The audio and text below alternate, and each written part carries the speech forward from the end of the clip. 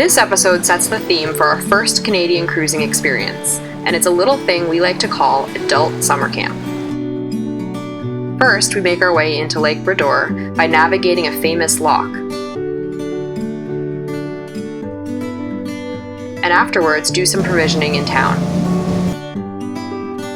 And then it's finally time to begin exploring our first stop in this new playground, a vast and unspoiled, stunningly beautiful place.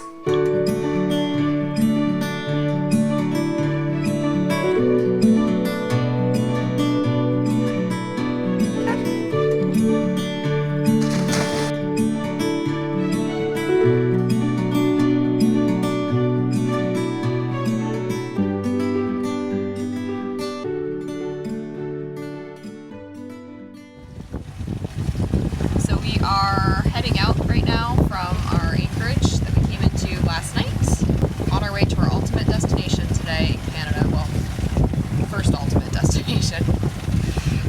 We've made landfall in Nova Scotia, Canada, and are headed to Lake Bras'dor, located about here. In order to enter the lake, we've got to pass through a loch first, and that's where we're headed now.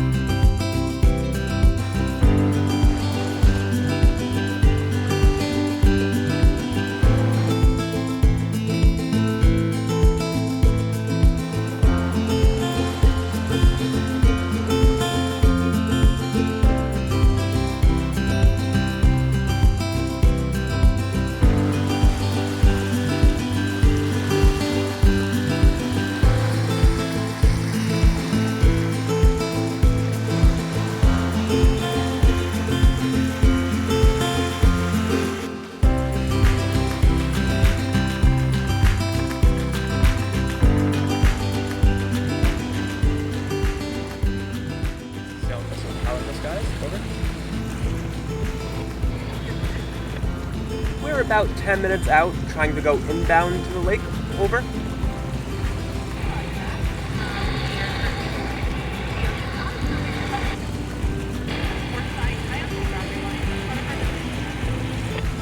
Thank you, copy that.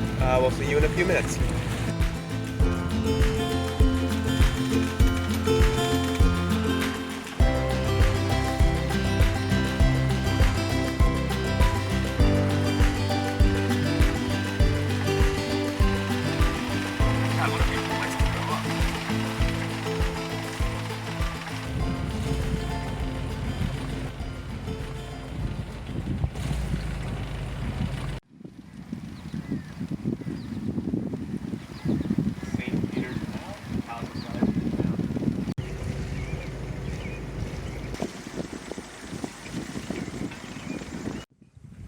While Bill is inside with customs, I'm watching Calico skies. Our visit to this spot, St. Peter's Canal, Nova Scotia, happens to coincide with its 150th year anniversary. Connecting Bras'dor Lake with the Atlantic Ocean, it's one of Canada's national historic sites.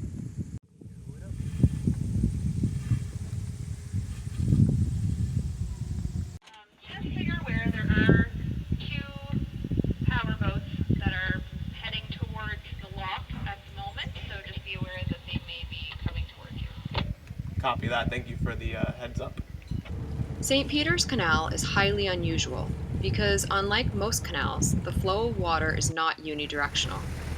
With unidirectional canals, the high side of the canal is always the same, but due to the difference in the timing of the tides between Bras'dor Lake and the ocean, the Atlantic side is higher for part of the tide cycle, and for the other part, the lake side is higher.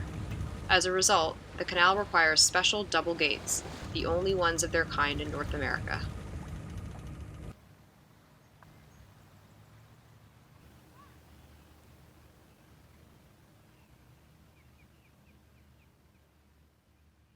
We are anchored now after our short sail today and entrance into the lake through a loch.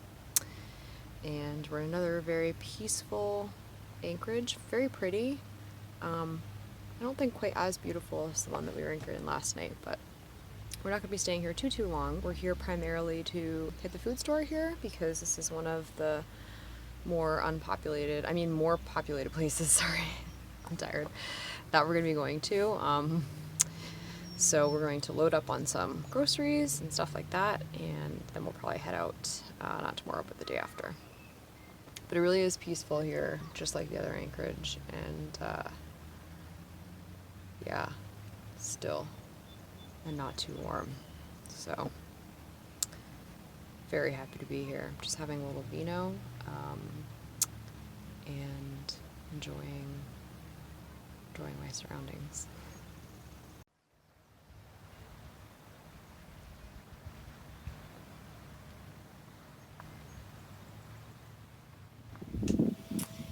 So it is about noon, and we are headed into town to get some groceries.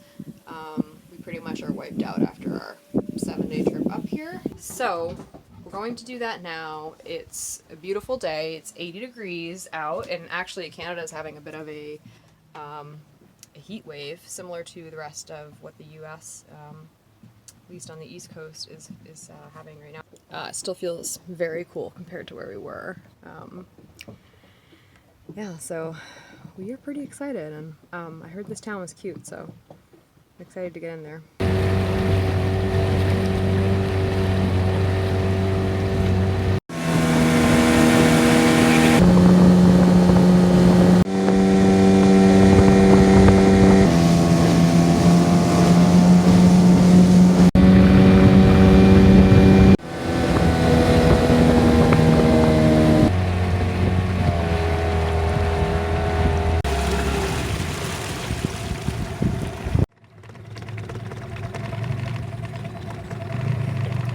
This is our friend Brian.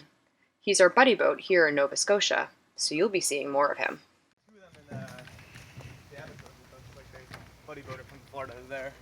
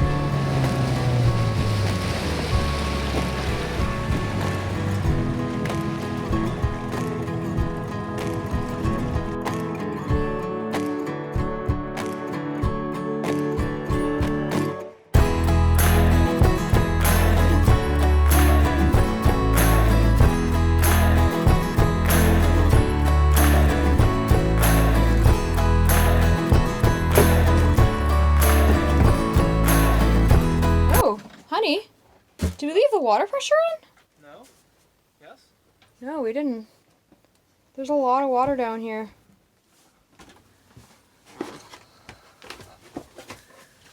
See that crack in this copper piping?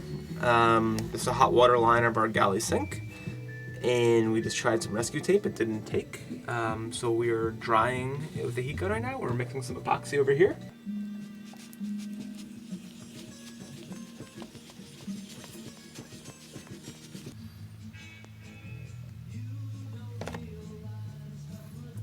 Heavy coverage over the problem area, and then like ease out as far as I can.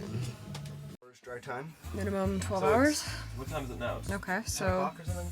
9:30? So No, it's later than that. 10:30. Computer says 9:30, I don't know. Canadian time now. 10:30, 10:30. We sailed into a whole new time zone here, Bilbo. We went across the Atlantic, like we had to change.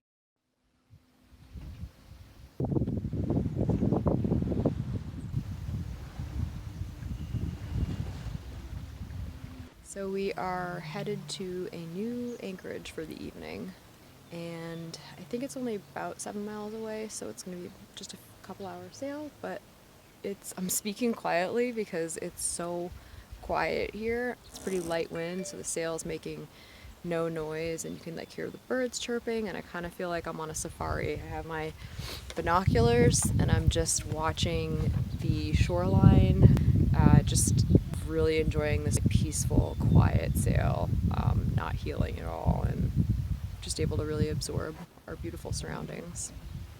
And it's a beautiful day. It's 77 and sunny.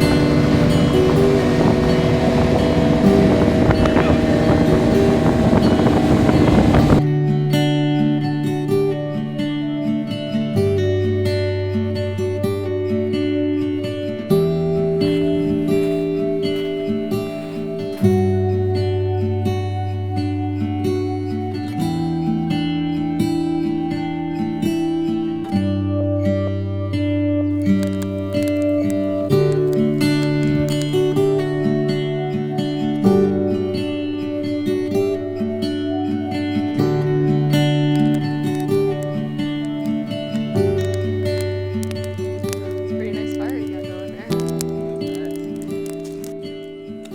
So what do you got there, Brian? Butter. I see, yeah, got butter, chives, Things for some nice loaded Ooh. mashed tater, cheddar.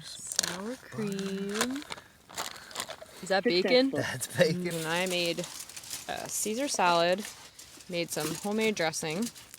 Never tried that before, but we'll see how it turns out. Got our wine, our beer. We have some barbecue chicken marinating.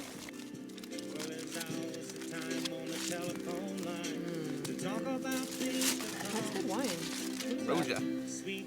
Might be Spanish. So we've been in Canada for not even quite a week yet, and we've done a little bit of exploration, had a bonfire, but it's been a bit rainy, so we haven't really done any serious hiking yet. Today it's going to rain later this afternoon, so I think we're going to take the kayak and our paddle boards out for a little trip around this lake that we're in. And then tomorrow I think the plan is to move up into a different cove and do some mussel collecting, because the weather's supposed to be a little better tomorrow. I think starting tomorrow it becomes sunny for about a week straight, so looking forward to that. But I love gray days. I actually love the rain personally, and it's just so cozy, you know, being a good temperature, and it hasn't been washout rain. It's just been a storm here, a storm there. So I've been enjoying it, and I have no complaints. It's beautiful here. My ears are still ringing after 5 or 6 days, and still not adjusted to the quiet. Yeah.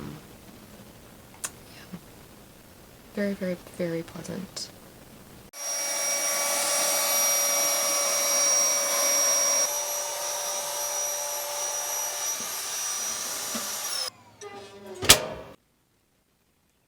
So, thought I would show you guys this because it's kind of funny. People with boats always joke about this. Like, right now we're putting away one thing. And this is what we had to take out of this space to be able to put away that one thing. Scuba Trying gear. to put away the scuba gear, which we don't use that often. Putting away one thing can create this type of Disaster. chaos.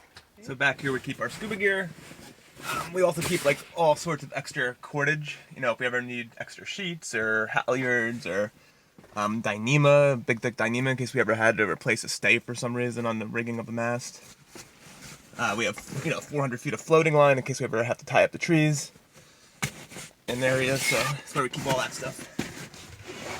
And that is in the very aft part of our aft cabin. So like Bill's head is like would be like right like there. Oh, I forgot the solar panel. We have an extra solar panel that sleeps under here in case we ever break one. We have extra power.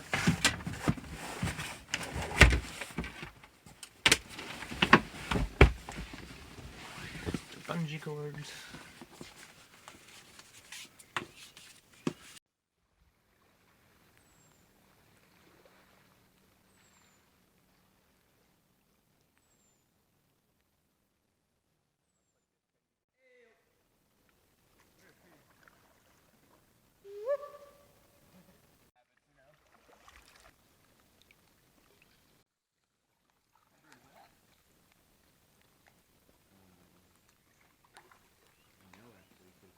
See, there's a kind of a sweet spot for the size. See these two guys right here? Yeah. I don't want to pull them off there because then they have to like. Yeah, if we're not yeah, gonna yeah. keep them, they have to reattach themselves. But So that's good to know yeah, for tomorrow's mussel collection. and they'll filter water, and they filter a lot of water. They're so good for environment.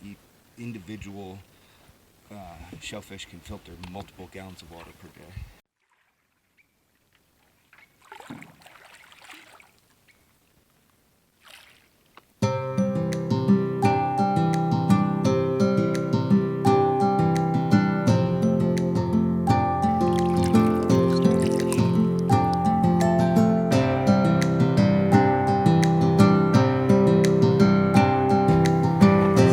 What temperature is that water?